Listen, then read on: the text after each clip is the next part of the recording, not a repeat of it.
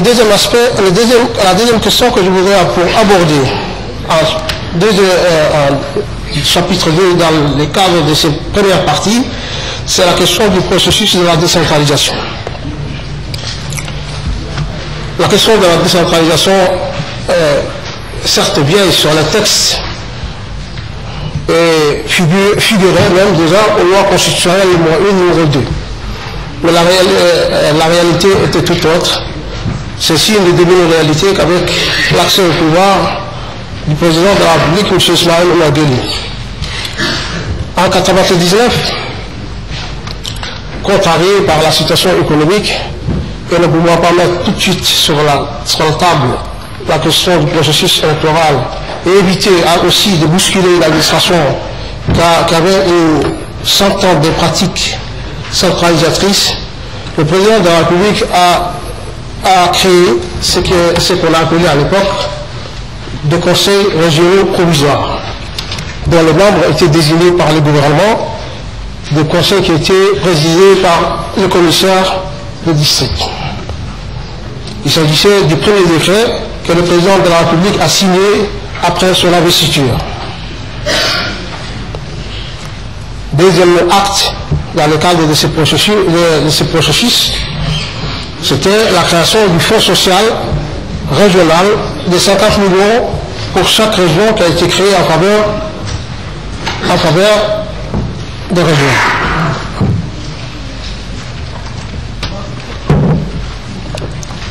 Qui a été créé en faveur des régions. Et puis, troisième élément qui a été réalisé en attendant que le processus de décentralisation démarre lui-même, c'était une étude qui a été faite pour les régions, c'est-à-dire une étude exhaustive de potentialité et de tous les atouts des régions qui a été réalisée avec l'appui du PNUD. Et cette étude est disponible aujourd'hui et profite certainement aux membres des conseils régionaux élus. Toutes ces activités ont été réalisées au cours du premier mandat du président de la République. Au cours du deuxième mandat, le processus a réellement démarré et un texte instituant 5 régions a été réalisé sur l'instruction du président de la République. Puis, un autre texte mettant en place la ville de Djibouti avec une décentralisation à 2 niveaux, avec 3 communes et un conseil de Djibouti qui chapeaute ces 3 communes.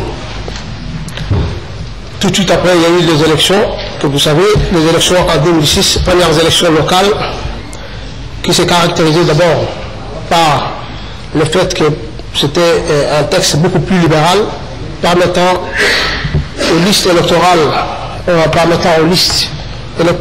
indépendantes de pouvoir se présenter, permettant à la société civile de constituer elle-même ses listes électorales, et ainsi donc une brèche a été ouverte sur le monopole des partis pour le concours de suffrage. Deuxième élément qui caractérisait ces élections, c'est que pour la première fois, la République de Djibouti avait expérimenté un système combinant, puisqu'on était jusqu'à là habitué au scrutin majoritaire, un scrutin combinant à la fois le scrutin majoritaire et le scrutin proportionnel. Le résultat n'a pas été décevant, il a été à la hauteur, dans la mesure où on a eu plus de 900 candidats et pour la première fois plus de 29 listes. Après les élections, le chef de l'État a tout de suite ordonné la construction de 5 bâtiments dans la région pour les conseils régionaux. Et au Djibouti, la réfection des anciens locaux du commissaire de Djibouti. Ceci a été réalisé en une année en un temps record par l'ADITIP, que je voudrais ici féliciter pour cette action. Tout de suite après, le locaux étant fini, le président de la République a installé officiellement les élus locaux dans les régions en 2007. Dans chaque région, les élus locaux ont été installés dans un bâtiment neuf, avec des équipements neufs, et l'État n'a pas lésiné sur les moyens pour donner plus de crédibilité à ces institutions naissantes, pour leur donner toutes les forces dont elles avaient besoin pour agir et réagir. La suite, c'était au tour du maire de Djibouti à être installé en 2007.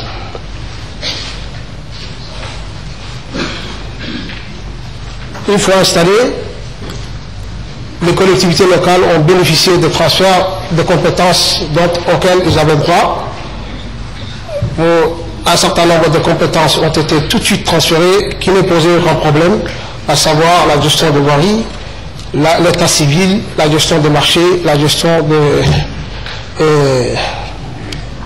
des domaines publics. Autant d'activités ont été immédiatement transférées, et pour les compétences, les compétences qui relevaient d'un certain nombre de ministères sensibles, comme l'éducation, la santé et autres, un comité a été mis en place pour organiser ces transferts de telle manière que les transferts puissent se passer de manière douce. Et donc, les collectivités pour ces questions sont en discussion avec ce comité, et cela ne saurait tarder. Deuxième point sur lequel le président de la République nous a donné la solution de travailler, c'est sur l'autonomie financière des collectivités locales. Là aussi, c'est un aspect sur lequel un travail a été accompli, un texte est préparé et actuellement à l'étude du Conseil des ministres, qui permettrait la mise en place de la fiscalité locale. Ce processus ayant bien démarré, il a même accouché. Son premier établissement public du genre, le premier établissement local est né avec la décentralisation. On savait, les Djiboutiens savaient jusqu'à là des établissements publics appartenant à l'État, comme les UNED et autres. Avec la décentralisation est né un autre type d'établissement public, à savoir l'OVD, le premier établissement local qui a été décidé, dont la création a été proposée par les collectivités et qui a été acceptée par le président de la République. Donc, premier établissement qui exerce les activités de l'ancien STD, c'est l'ancien service technique de voirie, et qui a été décidé pour la simple raison que la mairie de Djibouti ne voudrait pas voir ces moyens éparpillés entre les différentes communes. Ceci relève donc du souci de garder les équipements dans son ensemble et de pouvoir faire en sorte que ces équipements puissent profiter à l'ensemble de la ville de Djibouti. Et donc, depuis, tout un travail colossal a été réalisé. L'état de l'ancien STD a été amélioré. Le président de la République a consenti des efforts considérables, l'achat de plus d'une vingtaine de camions. Et aujourd'hui, le résultat est là. Le résultat tel qu'il a été informé est tout à fait à la hauteur, puisque de nouveaux quartiers sont desservis, par exemple, comme le cas de Rodan, qui jusque-là ne l'était pas. Des cas de plusieurs dépotoirs ont été supprimés.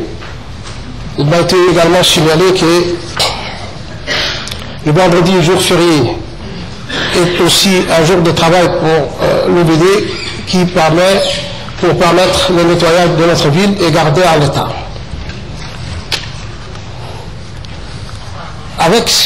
Je finis donc avec cette première partie de la promotion de la démocratie, avec d'un côté le problème des élections et de l'autre côté la question du processus de la décentralisation. En deuxième partie, je voudrais, avec votre permission, aborder la question de la protection de la société, de notre société. Je parle de la société djiboutienne. Pourquoi donc utiliser le terme de protection?